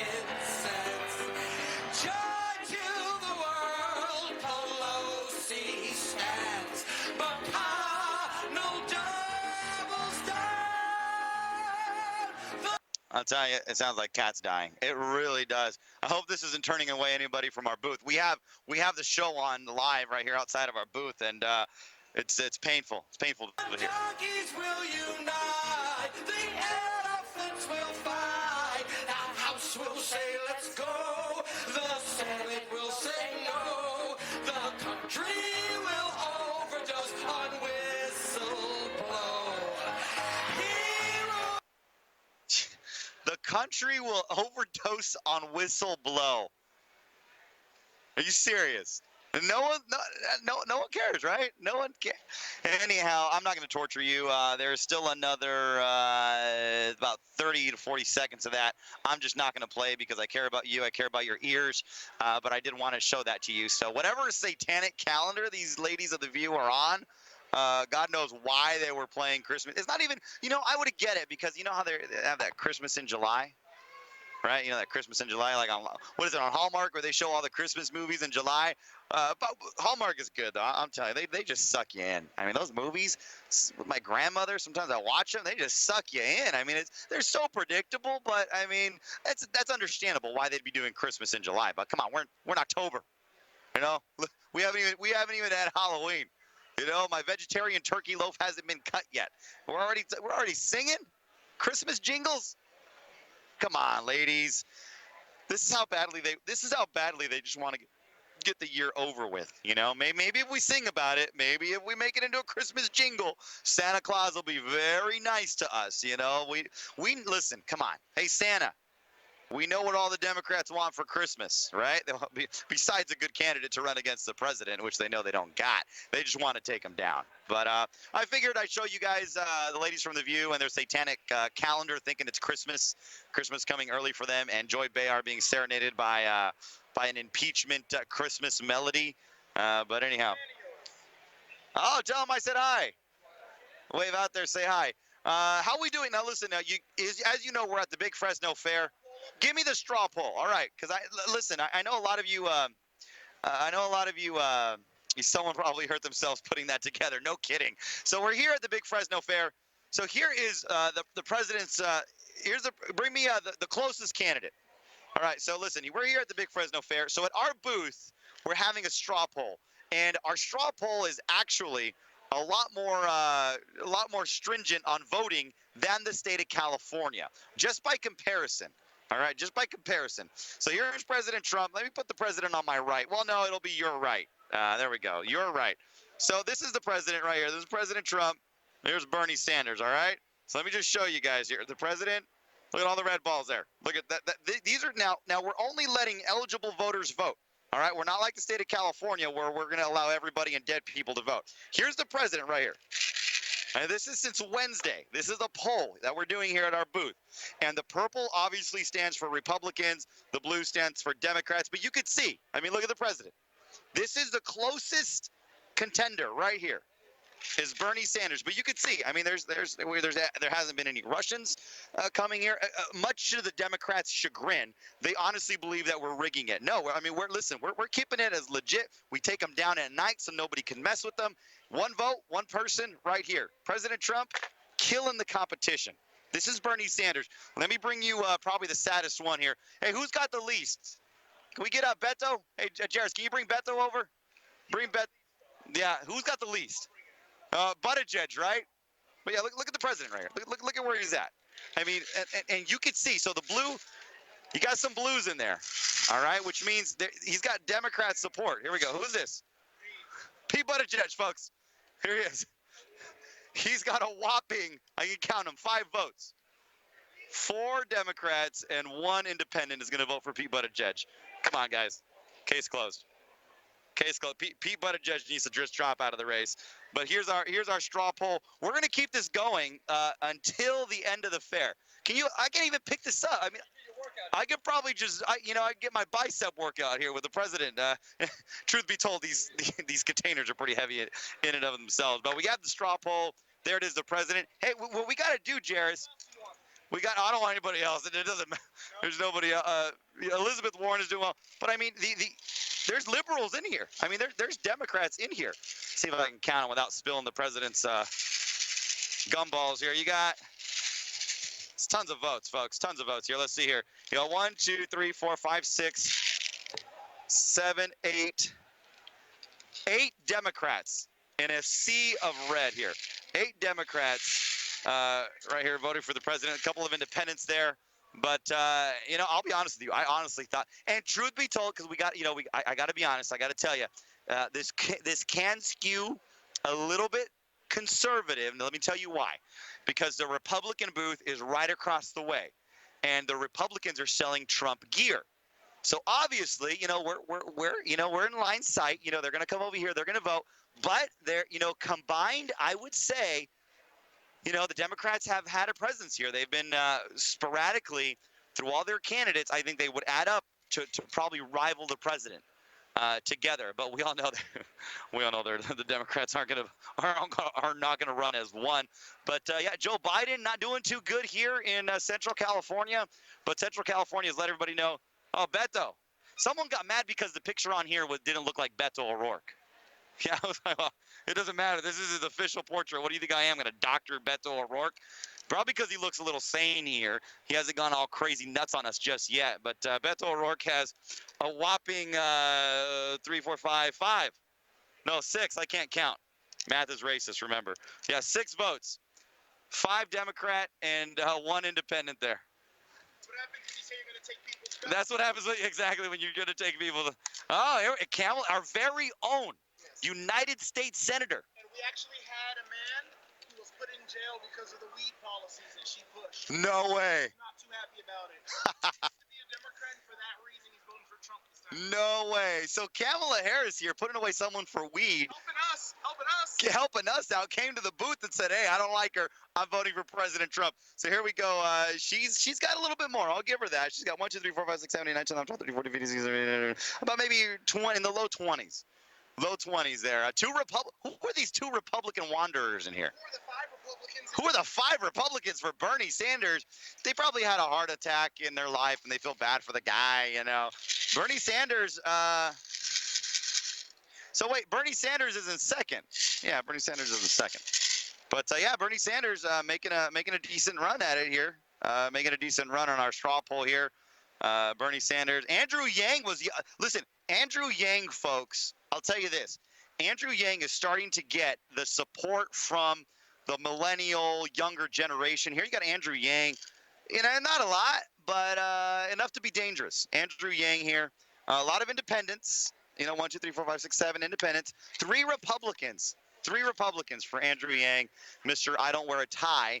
And I'm going to give everybody $1,000. Andrew Yang. It's funny because I had some people come over to the straw poll here and say, hey, where's Andrew Yang?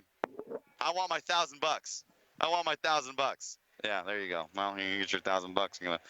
Here is former Vice President, Mr. I am going to go ahead and let my son do whatever he wants around the world.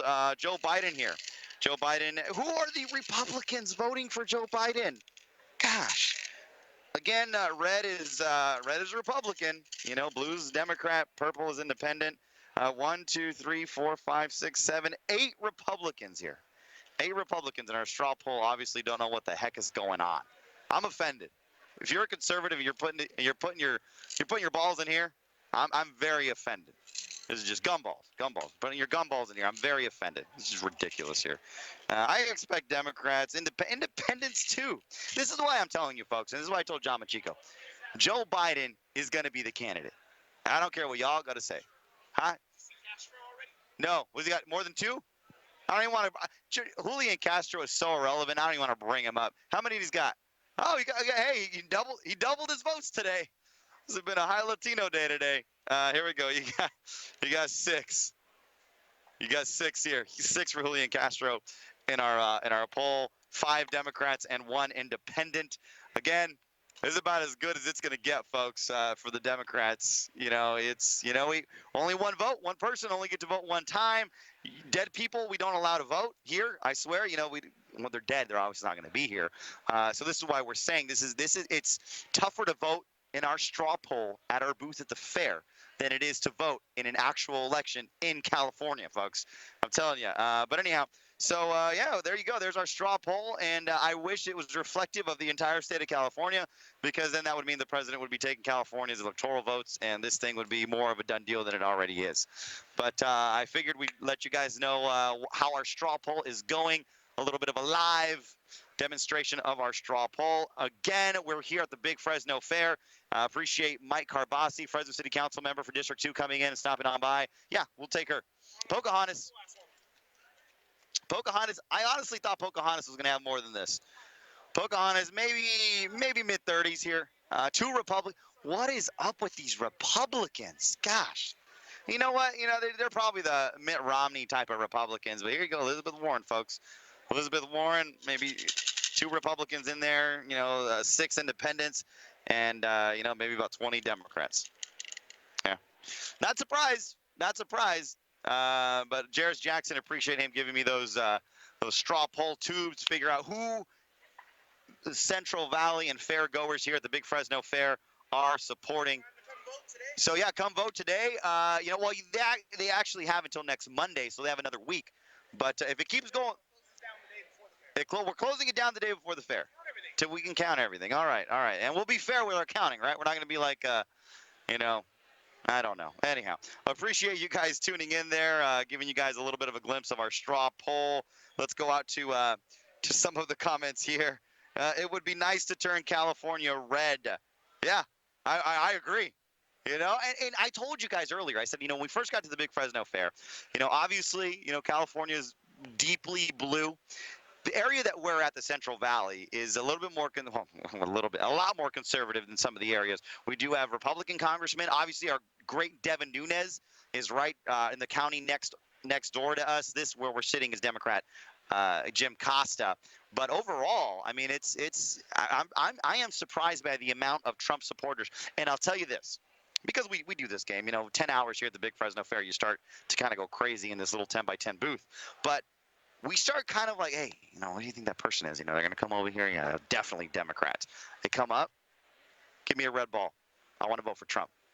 The amount of people, and listen, folks, and if you're a Democrat and you're watching, thank you for watching, but what I'm about to tell you is about to burst your bubble. There are Latinos, there are black people, there are Asians, all putting their vote for President Trump. It is not, first of all, everybody that's a conservative is a white racist. But you got Latino, black individuals, Asian individuals, all voting for the president. And I'm not making this. Come on. I'm honest with you. I'm telling you. And the only ones putting anything in the remaining tubes are just far lefties. I mean, the president has an overwhelming support of people that just are not active, like aren't your day-to-day, I'm going to go ahead and let my opinion be known. Right across the way at the Republican booth, they're selling Trump gear. They're selling Trump gear to raise money for the Republican Party here in Fresno County. And I'll tell you this, since last Wednesday, it hasn't even been a week, they have already raised close to $3,000 on selling Trump hats at $20 a pop. Every time I turn over there, someone's trying on a hat, they're picking out a hat, or they're finishing the sale of a hat, and they're putting on that thing proudly. If this continues at the rate it is going, and the Democrats keep throwing out nothing but nonsense, nothing but impeachment, nothing about trying to take out the president, you're going to have a large segment of the United States population. They're not the ones that are behind, they're not active on Twitter. They're not posting on Facebook. You got a large amount of people that support the president and do it quietly. But boy, when it comes time to vote, they're going to vote for the president. And that's what's going to happen in 2020. In 2016, the polls failed to account for those Americans that were just tired of the status quo. And those same Americans that voted for the president in 2016 are still there. Yeah, they might have lost a couple. But there are a lot of people, and I'll tell you this, there are probably a lot of people that voted for Hillary Clinton this last time around that probably said, hey, this guy's not bad, Hey, my retirement's looking good. We're not in World War III. The sky's not falling. Sure, I don't like what he tweets. Sure, he's not the nicest. He's a little rough around the edges. I wish he wouldn't say stuff like that. But you know what? Hey, we're doing good. My neighbor's doing good. It's about those issues. And the Democrats are missing the point again. I had someone from the Democrat booth come over to me. I think it was on day 2. All right. Come over to me and say, hey, listen, Guillermo, why are you a Republican? And I listed off the reasons why I was a Republican. And she says, well, let me tell you why I'm Democrat. I said, okay, because I'm not going to shut her down. That's not what conservatives do, right? We like to hear opposing views from ours. And freedom of speech is, we believe in the freedom of speech. So I said, yeah, you sat through my spiel, I'll sit through yours. She said, listen, America is already socialist, okay? We have Social Security. And she said, I'm an Army brat, My parents were in the military, and I was raised on a base. And bases, military bases, they run them like socialism. It's all socialism for the military. And I said, hey, sweetheart, she was older than me. Listen, you do realize that our men and women that serve in our military aren't sitting around getting it for free, right? They're serving our country. The benefits that the United States military servicemen and women get is because they're serving our country. You're trying to make that into some kind of socialist utopian society by saying, listen, we do socialism and it works. It's called our military. Hey, they're not sitting around at home. They're not going to get $1,000 for doing nothing. They're serving our country. The benefits that they do receive, the little benefit that they do receive is because they're out there working for you and I. They're protecting our interests. That is not some kind of utopian socialist society that you think you're going to go ahead and repeat around the world. Come on, or around the nation. Give me a break. But I kid you not. She was from the Democrat booth. That was her grand argument for socialism. The fact that we do it for our military men and women. We take care of them. So it's going to be a good policy for everybody else. Yeah, sweetheart, that's false. And the men and women that serve our military are doing a great service for our country. Giving money away to someone sitting at home is not necessarily exactly like our United States military men and women. So I was utterly disgusted. But what are you going to do? I mean, I'm not going to change her mind. She's not going to change mine. If I had some more time with her, I probably would try it. But she obviously, I'm a Republican conservative talk show host, so she knows there's just no winning with me. But it's funny how you see some of these arguments. And the other thing was, listen, her and the other guy's running for United States Congress. That was a part of the conversation. Said, oh my God, can you believe those CEOs make 40 times as much as? Listen, hey, settle down. We don't punish success, and we shouldn't punish success. Because the CEO is making big bucks. The CEO just didn't wake up one day and say, oh, I'm going to be CEO of a company. Let me just go ahead and do this. It doesn't happen that way.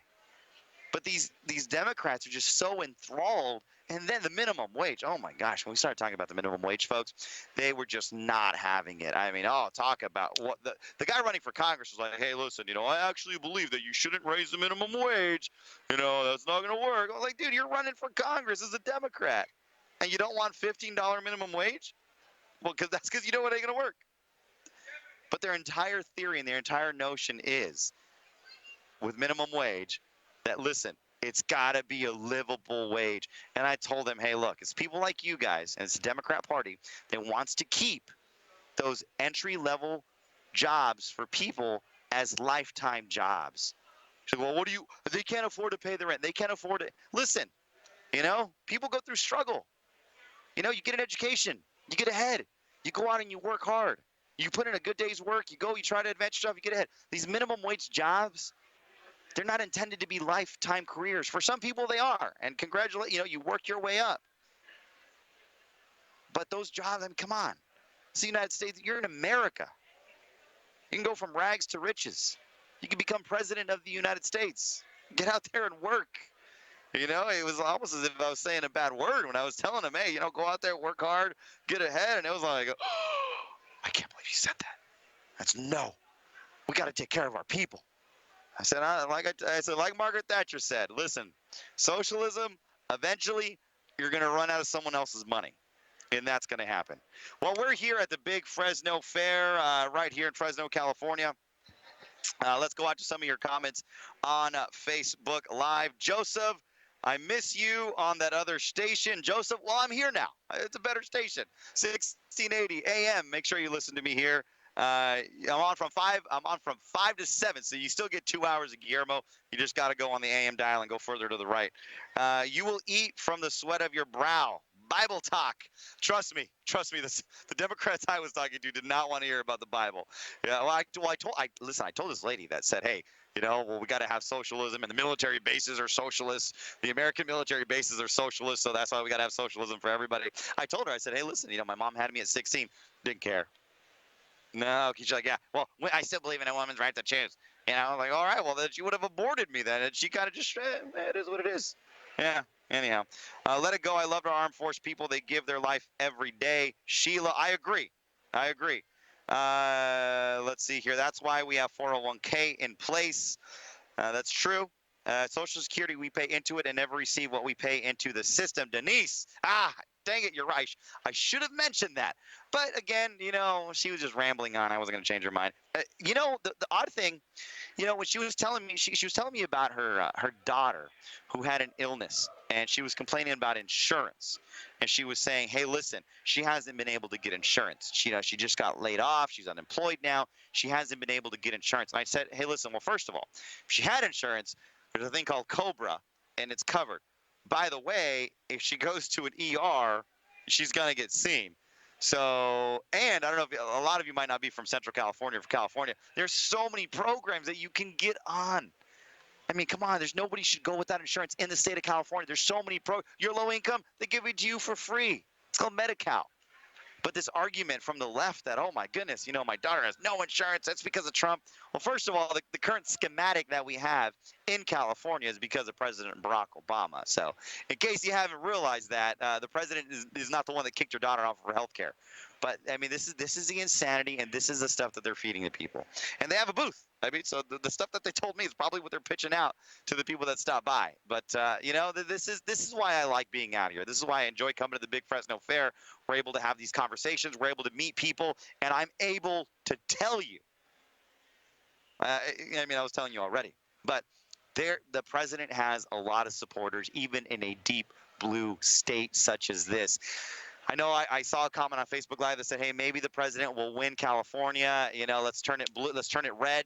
Folks, it just ain't going to happen. The amount of voter fraud, the amount of people that are going to go and ballot harvest on the Democrat side is going to be just unrelenting. But, it makes my heart happy to know that there's a lot of conservatives out here in Fresno County. They're coming out, and, they're going to stand by the president in 2020.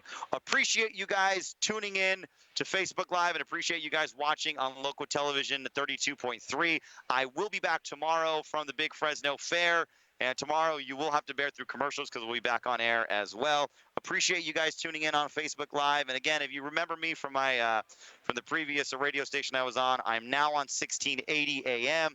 Appreciate it if you guys listen here and listen to the great lineup we have. Jarris Jackson at 2, Bill O'Reilly at 3:45, John Machico at 4, and of course myself at 5. Thank you so much to everybody who tunes in. Thank you for allowing us to be a part of your day. We cherish it, and we're very, very blessed. Until tomorrow, have a great night and stay safe.